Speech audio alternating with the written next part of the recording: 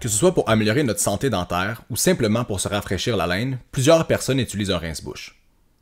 En 2017 aux États-Unis, c'est plus de 200 millions de personnes qui utilisent un rince-bouche de façon quotidienne, ce qui représente 50% de la population. Donc si autant de personnes utilisent un rince-bouche, est-ce que ça peut être mauvais pour la santé? Bien, les études les plus récentes tentent à démontrer un effet délétère de l'utilisation quotidienne de rince-bouche. Cet intérêt grandissant dans la littérature a débuté lorsque des chercheurs ont observé une prévalence plus élevée du risque de mortalité chez les utilisateurs de rince-bouche dans le milieu hospitalier. La méta-analyse de Price et collaborateurs en 2014 ont démontré que les patients à l'unité de soins intensifs avaient un plus grand risque de mortalité lorsqu'ils utilisaient un rince-bouche comprenant de la chlorhexidine. À la suite de ces résultats, plusieurs équipes de chercheurs ont décidé d'investiguer l'effet de différents rince-bouches, notamment ceux disponibles en vente libre, sur notre santé. C'est par exemple le cas de l'étude de Joshipura et collaborateurs en 2020 qui ont suivi pendant 3 ans plus de 1000 personnes afin d'évaluer l'effet de la consommation quotidienne de rince-bouche.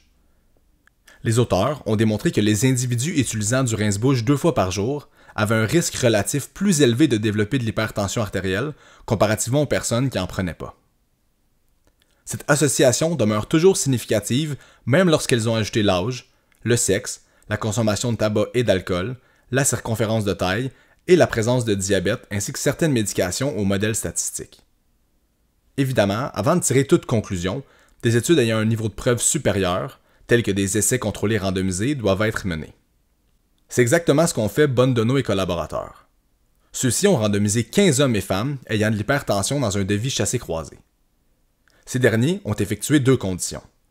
La première étant de se gargariser la bouche avec du rince-bouche pendant 30 secondes matin et soir après le brossage de dents, et ça pendant 3 jours. La deuxième condition consiste à faire la même chose, mais cette fois-ci avec de l'eau. Les auteurs ont démontré que lors de la condition rince-bouche, les participants avaient une pression artérielle systolique plus élevée que lors de la condition contrôle. En effet, comme le démontre le graphique ci-dessous, la pression artérielle systolique était toujours presque plus élevée, et ce, durant les 3 jours. Mais comment l'utilisation d'un rince-bouche pourrait-il influencer notre pression artérielle? Il faut savoir que comme notre microbiome intestinal, notre bouche possède également plusieurs bactéries et micro-organismes.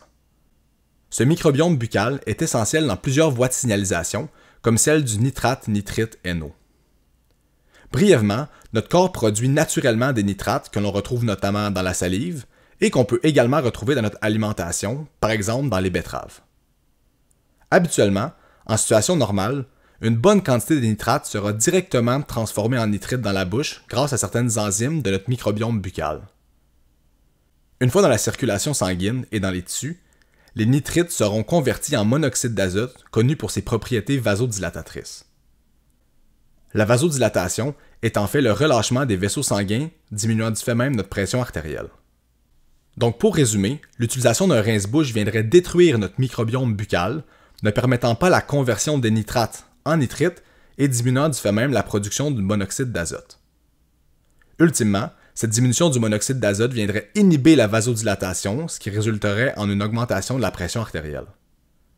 Afin d'avoir une vue d'ensemble des évidences scientifiques disponibles sur ce sujet, nous pouvons brièvement observer cette revue systématique qui a été publiée en 2020. Les auteurs ont désiré s'intéresser à la relation entre l'utilisation de rince-bouche et les concentrations de nitrate et nitrite au niveau salivaire, et de l'effet concomitant sur la pression artérielle. En fonction des critères d'inclusion et d'exclusion, ceux-ci ont inclus 5 études effectuées chez l'humain et 3 études effectuées chez le modèle animal. De façon générale, 100% des études effectuées chez l'humain ont démontré une diminution de la concentration salivaire en nitrite et 4 études sur 5 ont observé une augmentation de la pression artérielle. Dans cette même lignée, 2 études sur 3 ont observé la même tendance mais chez le modèle animal.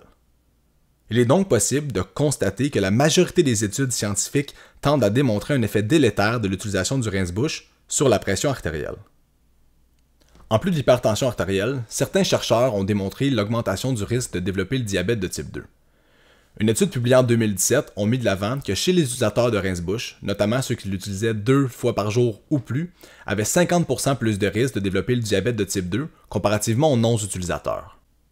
Les mécanismes pouvant expliquer l'augmentation de la prévalence du diabète de type 2 sont similaires à ceux discutés antérieurement. L'étude de Bill et collaborateurs en 2017 a démontré que la consommation de nitrate pouvait augmenter la sensibilité à l'insuline chez les individus obèses, mais que l'utilisation d'un rince-bouche viendrait interférer avec cet effet bénéfique. Finalement, des études ont également démontré que la consommation excessive de rince-bouche, donc plus de 2 fois par jour, pourrait augmenter le risque de cancer des voies aérodigestives supérieures. Il reste encore à déterminer si cette augmentation du risque pourrait être expliquée par la présence d'alcool ou non dans les rince-bouches. Mais avant de simplement acheter un rince-bouche sans alcool, sachez que l'inhibition des voies nitrate-nitrite-NO peut également être inhibée, et ce, dans les rince-bouches sans alcool. De plus, Hack et collaborateurs en 2009 ont démontré que même dans les grandes marques populaires, certains rince-bouches sans alcool contenaient tout de même de l'éthanol. Bon, évidemment dans cette vidéo, nous avons principalement mis en lumière les côtés négatifs de l'utilisation d'un rince-bouche. Sachez que son utilisation comprend également quelques aspects positifs. Par exemple, cette méta-analyse parue en 2017 a démontré un effet marqué du rince-bouche sur la diminution de la plaque et du risque de gingivite. Au regard des évidences scientifiques actuelles, limiter sa consommation de rince-bouche pourrait avoir un effet bénéfique sur notre santé, considérant que sa consommation quotidienne pourrait augmenter notre pression artérielle. Donc, si ce n'est pas été conseillé par un professionnel de la santé, j'aurais tendance à limiter mon utilisation, notamment chez les personnes qui sont à risque d'hypertension. N'oubliez pas de vous abonner sur notre chaîne YouTube, Facebook et Instagram à Explique Balado pour plus de contenu vulgarisé touchant l'exercice, la santé et la nutrition. Au plaisir de vous revoir dans la prochaine capsule Explique-moi.